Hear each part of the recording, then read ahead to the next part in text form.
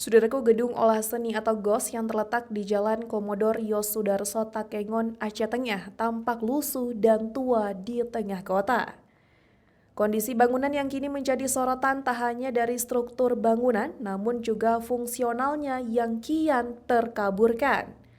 Sesuai namanya, GOS Takengon didirikan sebagai pusat kegiatan seni di Kabupaten Aceh Tengah.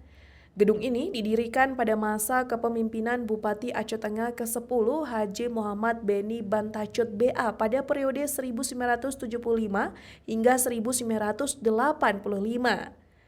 Selama 4 dekade, gedung ini seolah berdiri tanpa perubahan, mempertahankan bentuk dan wajah yang nyaris identik seperti saat pertama kali dibangun. Kini pada tahun 2025, kondisi GOS terlihat cukup memprihatinkan. Dari pantauan tribungkai.com pada Rabu 11 Juni 2025, cat putih yang mendominasi bagian depan gedung tampak kusam dan usang.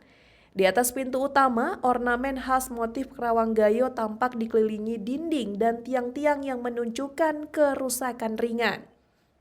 Beberapa kabel listrik tampak menjuntai tidak rapi, mempertegas kesan bangunan tua yang kurang perawatan. Di bagian atap, kerusakan terlihat semakin nyata. Papan kayu mulai lapuk dan sebagian plafon berjamur dan menghitam akibat kelembaban tinggi. Tiang-tiang bangunan di sisi kanan GOS yang didominasi warna oranye dan putih dengan cat yang terkelupas serta adanya keretakan ringan. Kemudian di belakang bangunan gedung semakin mempertegas kondisi GOS yang kini butuh perhatian.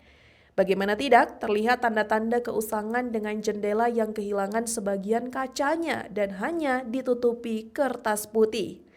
Namun bagian dalam GOS memperlihatkan kondisi yang lebih baik, di mana interior GOS Takengon tampak lebih baik dengan atap dan lantai yang masih terawat. Ruang utama yang lapang dan dilengkapi dengan tangga bertingkat sebagai tempat duduk penonton di sisi kiri serta panggung lebar di sisi kanan. Terlihat dinding latar panggung dilapisi plafon berwarna kayu meskipun terlihat dipenuhi cipratan cat putih yang mengering. Sayangnya, meski sebagian interior telah direnovasi, keseluruhan wajah GOS Takengon belum mencerminkan fungsinya sebagai pusat kesenian. Fungsi utama gedung sebagai wadah kreasi seni budaya gayo kini semakin terkaburkan. Minimnya aktivitas seni yang berlangsung di sana menunjukkan lemahnya perhatian pemerintah terhadap pelestarian budaya lokal. GOS Takengon membutuhkan lebih dari sekedar perbaikan fisik. Gedung ini perlu direvitalisasi menyeluruh baik dari segi infrastruktur maupun pemanfaatan fungsionalnya. Beberapa kalangan juga mendesak pemerintah daerah Aceh Tengah untuk segera mengambil langkah untuk menyelamatkan salah satu simbol kebudayaan masyarakat gayo tersebut.